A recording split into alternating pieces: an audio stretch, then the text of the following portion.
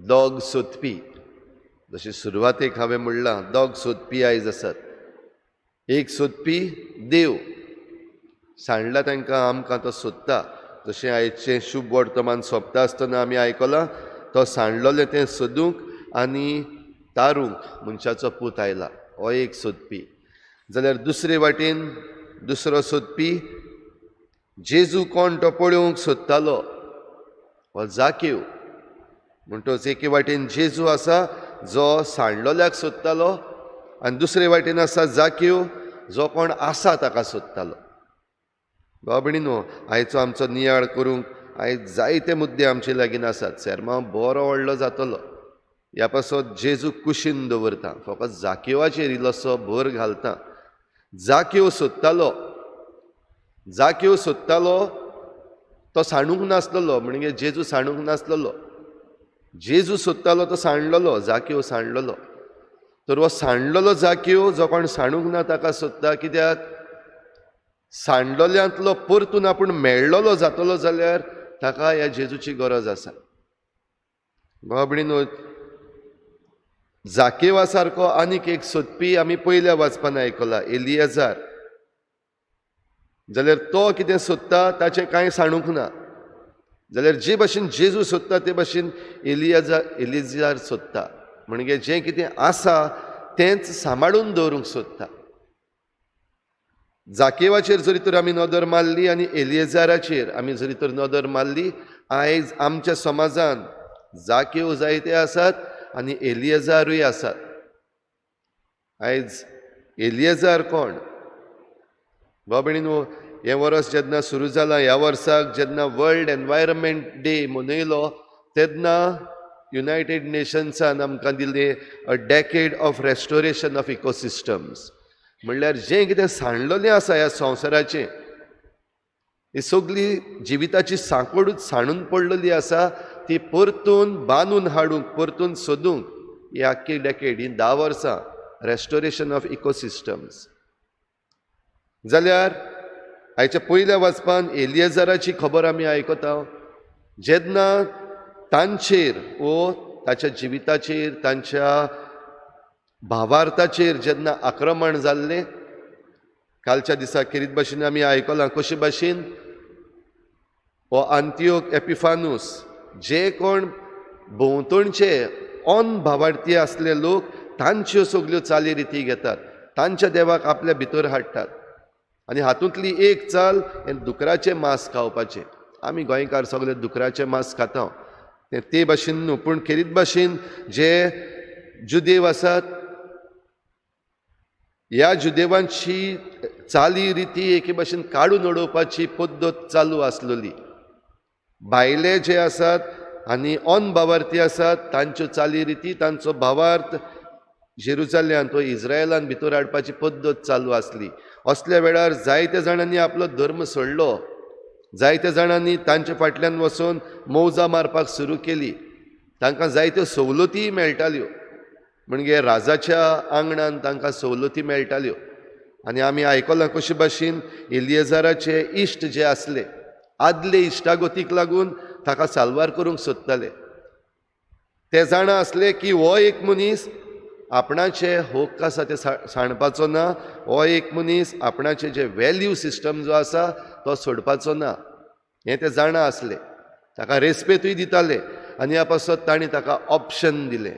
ऑप्शन काय बरें, जें कितें राजा मागता तें तूं कोन्न नाका, म्हणजे तुजी चाल रीत तूं बदल नाका, पूण धोंगेपण करता म्हूण दाखय, नाजाल्यार तुजो जीव काडटले.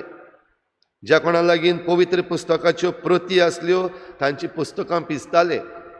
जे कोण भावार्थ तसोच दवरूंक सोदतात, इज्रायलाच्या देवाक मानूंक सोदतात, तांकां जिवेशी मारताले.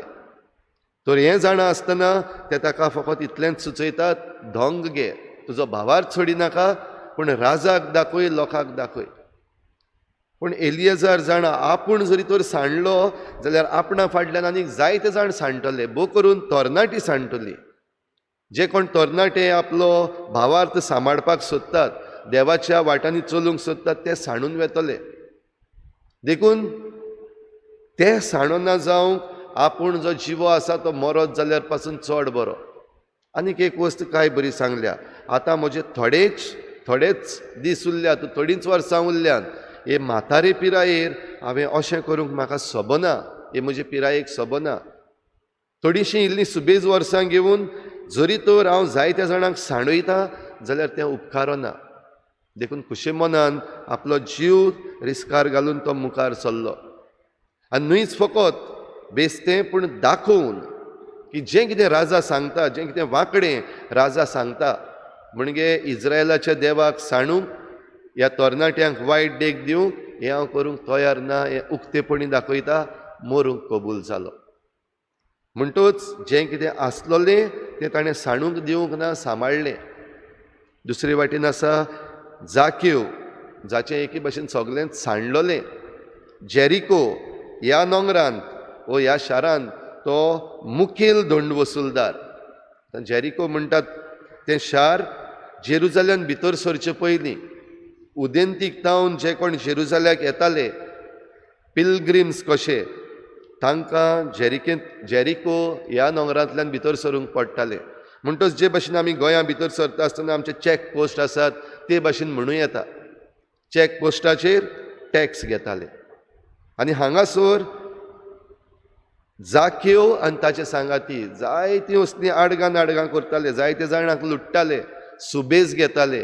वो घेतलां तें आख्खें दाखय नासलें, अर्दें दाखयताले, अर्दें आपणाक दवरताले, तांची पती भरताली. तर असलें सगळें करून ही खुशालकाय जे सोदतालो तो जाकेवाक मेळो नासली. आनी जेन्ना जेजू त्या वाटेन येता म्हूण ताणें आयकलें तेन्ना आपूण सांडलेलो आसा हें ताणें मानून घेतलें. आनी जें कितें ताका करूंक सबनासलें तें ताणें केलें. पयले सुवातेर मुखेल धोंड वसूलदार आनी आस्तीक मनीस कसो जेजूक पळोवपाक वचप. जेजू दिश्टी पडना देखून मुखार धांवून रुमडीच्या झाडार चडप, ह्या ताच्या स्वभावाक आनी हे ताच्या पोजिशनाक सबना. तरी आसतना धांवून वचून तो त्या रुमडीच्या झाडार चडलो. कित्याक? खुशालकाय ना भितर, खरी खुशालकाय जाय.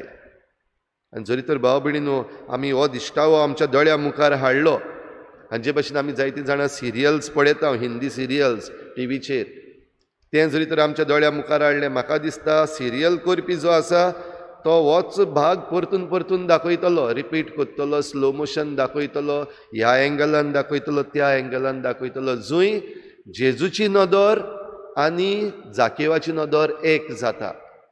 बेश्टी चिंतून पळयात, कितली म्युजीक वाजतली, तितल्याच पाठाक कितलो वेळ वेतलो हो सिरियल पळयता आसतना. कित्याक? हो मुखेल भाग. जेन्ना हो सांडलेलो जाकेव आनी सोदतलो जेजू एकामेकाक पळयतात, म्हणटच जी खुशालकाय जाकेव सोदतालो ती जेजू सवें ताका मेळ्ळी. आनी जो जेजू सांडलोल्यांक सोदूंक आयलोलो ताका सांडलेलो जाकेव मेळ्ळो. भाव भयणीनो, आयज असले जाकेव उगडे आमचे मदें जायते आसात जे सांडलोले आसात. आनी सांडून ही खुशालकाय सोदता आसतना खरे खुशालकायेक आजून आशेतात. आयज आमच्या गोंयच्या संस्कृतीक मळार, आयज आमच्या राजकीय मळार, आयज आमच्या समाजीक मळार असले जायते जाकेव आसात. जोण एकल्या जाकेवान आपणाकूच पळोवचें, कितें सोदता हांव, कोण जाय म्हाका, कितें जाय म्हाका. सोदता जाल्यार सोदूंक आयलोलो तुजे कुशीक आसा, फकत एक बदल करपाक जाय, एक पावल मारपाक जाय, सकल नाजाल्यार वयर. जाकेवान तें पावल वयर मारलें झाडाचेर, आनी झाडाचेर पावल मारता आसतना आपल्या जिविताक तो खालती जालो, देंवलो आपल्या जिवितान. आयज ज्या कोणें हे भाशेन जायत्या जाणांचें चल्लोलें आसा, नागयलोलें आसा, दुसऱ्यांक फटयलोलें आसात, तांणी जेजूशी वयर चडपाकूच जाय. वो जेजूक भेटपाक, जेजूक सोदपाक मागण्याचेर, देवाच्या उतराचेर तांणी ह्या झाडाचेर आयज वयर चडपाक जाय आनी खालती जावपाक जाय.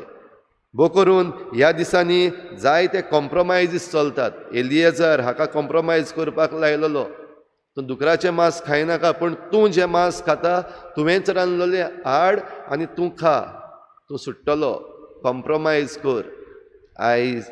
आयज आमी जेन्ना आसा तेन्ना ह्या दिसांनी जायते तरेचे कॉम्प्रोमायज, भोव करून पॉलिटिकल कॉम्प्रोमायज ह्या दिसांनी जायते चालू आसात. आनी हे पॉलिटिकल कॉम्प्रोमायज करता आसतना जे व्हॅल्यू सिस्टम जे आसात, आमचे गोंयकारांचे व्हॅल्यू सिस्टम, आमचे भारताचे व्हॅल्यू सिस्टम सगळे विकरेक घातलेले आसात. तर जाकेवा भाशेन तांणी आपलें मन बदलूं, एलियेजारा भाशेन तांणी थीर रावूं, तांचे पासत मागुया. आनी अशें घडटा तेन्ना मनशाचो पूत जो सोदूंक आयला सांडलोल्यांक आनी तारूंक आयला तो आमकां सोदून काडटलो आनी हें जिवीत आमचे भितर रेस्टोर जातलें, बांदून येतलें. म्हणटच जी डॅकेड of restoration of ecosystem United नेशन्सान सुरू केल्ली आसा, ताचे आमी भाग जातले देवाच्या उतरा बरोबर आनी देवाच्या सांगाता.